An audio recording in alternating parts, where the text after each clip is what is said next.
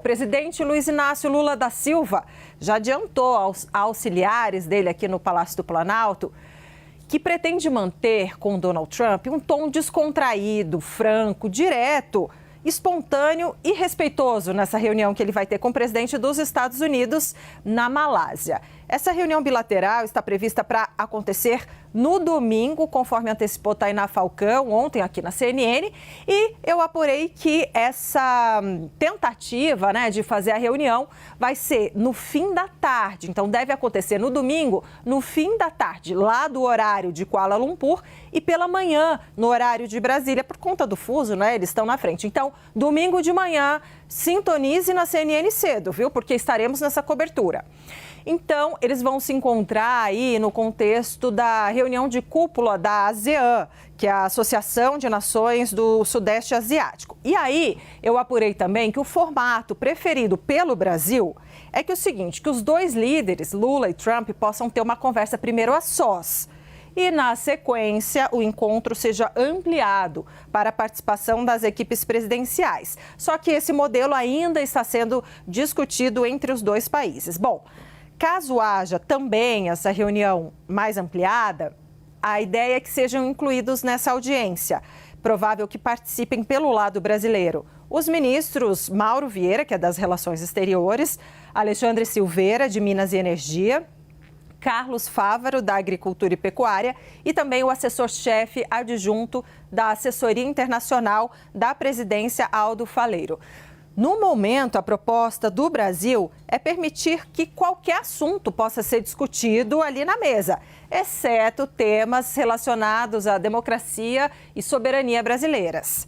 Bom, Lula deve se colocar à disposição também para uma eventual mediação de diálogo entre Estados Unidos e Venezuela, como antecipou Caio Junqueira por esses dias aqui na CNN. E eu apurei também que agora essa oferta para possível mediação se estenderá também para ajuda com a Colômbia. Mas, claro, para fazer mediação, os países mediados têm que querer, Tem que demonstrar esse interesse. Bom, e por que, que o presidente Lula vai adotar esse espírito mais espontâneo com Trump? Porque a avaliação que o próprio Lula fez a assessores sobre os dois contatos que ele teve até agora com Donald Trump é que essa postura mais aberta, espontânea, adotada durante tanto aquele encontro rápido entre os dois em Nova York, no evento da ONU, e depois reiterada ao telefone com Trump, funcionou. Então, a ideia é repetir, essa fórmula, porque, segundo auxiliares do petista, é assim que o brasileiro também se sente mais confortável. Lula gosta de fazer a diplomacia dessa maneira mais descontraída. E aí, eu lembro aqui para vocês que durante a cúpula do G20, no fim do ano passado, Lula, lembra quando ele encontrou pela primeira vez, tete a tete, Javier Milei, presidente da Argentina? Pois é, Lula adotou ali como estratégia a frieza para receber o presidente da Argentina. E foi assim também que recebeu de volta o cumprimento super frio de Javier Milei. Pois é, e aí me disseram o seguinte, olha, naquela ocasião Lula ficou bastante incomodado, porque não é uma abordagem que ele gosta de exercer, não é assim que ele gosta de dialogar, mas enfim, foi o necessário. E aí o objetivo desse encontro, essa reunião bilateral entre Lula e Trump, a expectativa do presidente Lula é que esse encontro cele o processo do que eles estão chamando de descontaminação política dos Estados Unidos em relação ao Brasil.